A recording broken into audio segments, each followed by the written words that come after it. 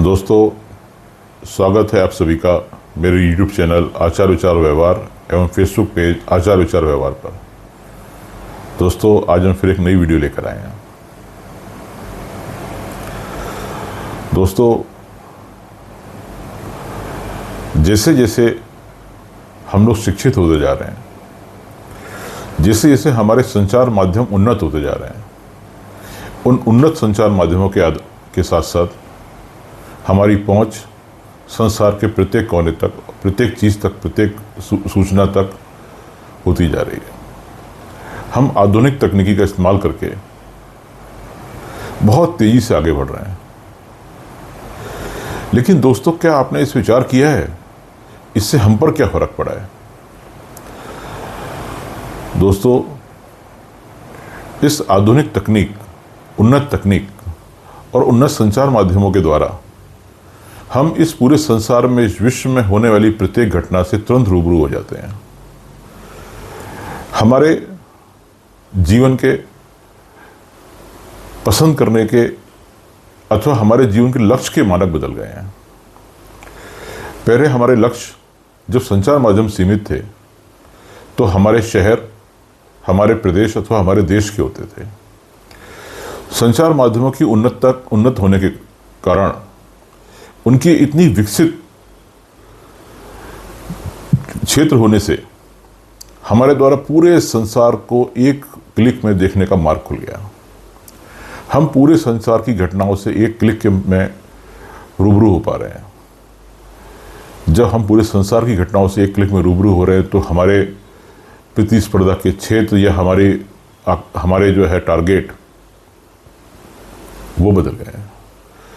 हमने अपना लक्ष्य अपने देश, प्रदेश, अपने शहर का ना बना के संसार के सर्वोच्च व्यक्ति को लक्ष्य बना लिया है। दोस्तों, ये कोई बुरी बात नहीं है, यह बहुत अच्छी बात है।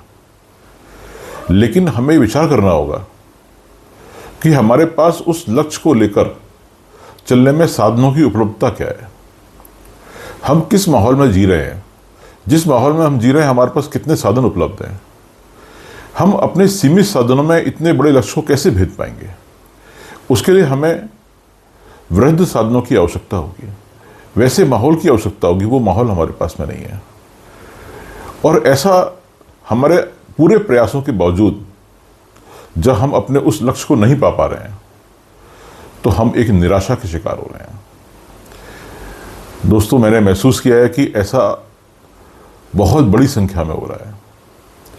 हमारे बच्चे जो कल हमारा भविष्य हैं, वो बहुत बड़ी संख्या में निराशा के शिकार हो रहे हैं। वे उन सब चीज़ों को अपनाने की कोशिश तो कर रहे हैं। वे उन आइकॉन्स के, जो जिन लोगों को उन्होंने अपना आदर्श मान लिया है, उन आदर्शों को, अपने आइकॉन्स को फॉलो करने के लिए उनके तौर तरीकों, उनकी जीवन शैली, उनके पहनावे ओढ़ावे, हर चीज़ को अपनाने की कोशिश कर रहे हैं। लेकिन वो ये भूल जा रहे हैं कि उनके साधनों की उपलब्धता और उनके माहौल की उपलब्धता में और हमारे साधनों की उपलब्धता और हमारे माहौलों की उपलब्धता में बड़ा फर्क है। दोस्तों, उससे समाज में एक बहुत बड़ा गैप उत्पन्न हो गया है। Gap in the sense, gap से मेरा अभिप्राय है कि हम उनके जीवन शैली को अपनाने के लिए अंधाधुंध आधुनिकीकरण की तरफ भाग रहे हैं।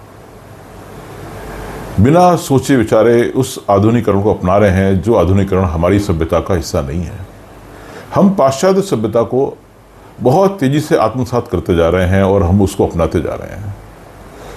और दोस्तों, उस पाश्चात्य सभ्यता को तेजी से अपनाने से हमारे संस्कृति, हमारे संस्कार प्रभावित हो रहे हैं। क्या यह कहाँ तक सही है? दोस्तों, हम इससे अपने लक्ष्य को तो नहीं पा रहे, लेकिन उस आधुनिकीकरण को डूबने के कारण, उस आधुनिकीकरण में डूबने के कारण अपनी संस्कृति और अपने संस्कारों को खोते जा रहे हैं। विचार कीजिए।